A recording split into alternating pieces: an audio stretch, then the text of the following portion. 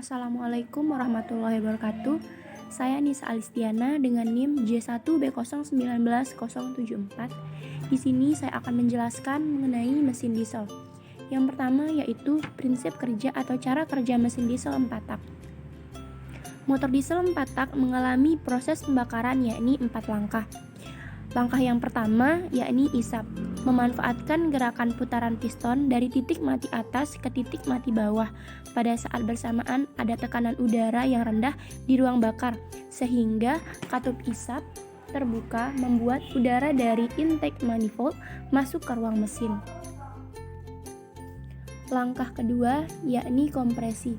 Prosesnya ketika piston bergerak dari titik mati bawah ke titik mati atas. Pada langkah ini, katup hisap dan buang tertutup, sehingga gerakan piston membuat udara terkompresi dan suhunya naik. Langkah ketiga yakni pembakaran. Saat piston berada pada titik mati atas, lalu tekanan udaranya tinggi, solar disemprotkan oleh injektor ke ruang mesin. Proses pembakaran ini menimbulkan gaya ekspansi yang menekan piston ke titik mati bawah, yang kemudian memutar crankshaft untuk meneruskan daya ke sistem penggerak. Namun pembakaran yang timbul sifatnya tidak bertahan lama. Maksudnya pembakaran yang timbul sifatnya tidak beraturan. Dalam artian bisa terjadi beberapa kali ledakan pembakaran saat piston turun ke titik mati bawah, sehingga ada getaran yang lebih banyak ditimbulkan. Langkah yang keempat yakni pembuangan.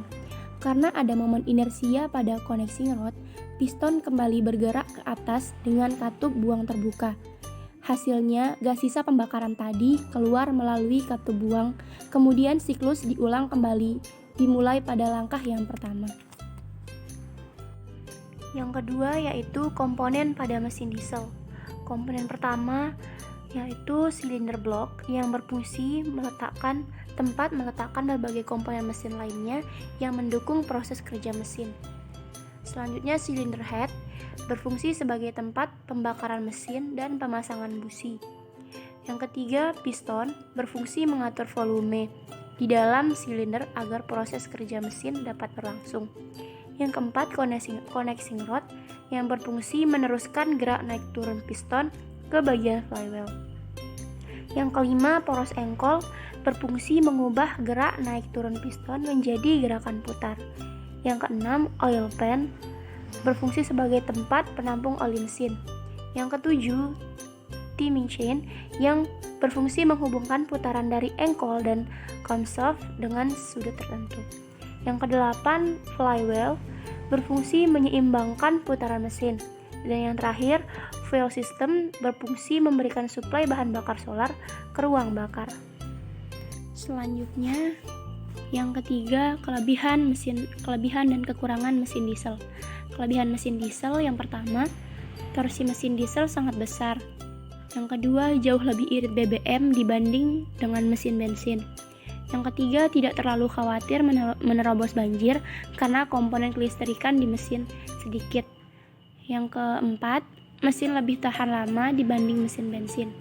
Yang kelima, teknologi mesin diesel terkini dengan common rail dan turbo variabel begitu fun to drive dan mendebarkan. Selanjutnya, kekurangan mesin diesel yang pertama, suara mesin diesel tidak sehalus mesin bensin. Yang kedua, sensitif bahan bakar untuk mesin diesel dengan teknologi common rail. Yang ketiga, tenaga di putaran atas kurang memadai. Yang keempat, harga lebih mahal karena kualitas material lebih tinggi. Yang kelima, mudah kehabisan napas saat menanjak. Yang terakhir, pajak lebih tinggi karena kapasitasnya lebih besar. Mungkin hanya itu dari saya. Sekian, mohon maaf jika ada kekurangan. Assalamualaikum warahmatullahi wabarakatuh.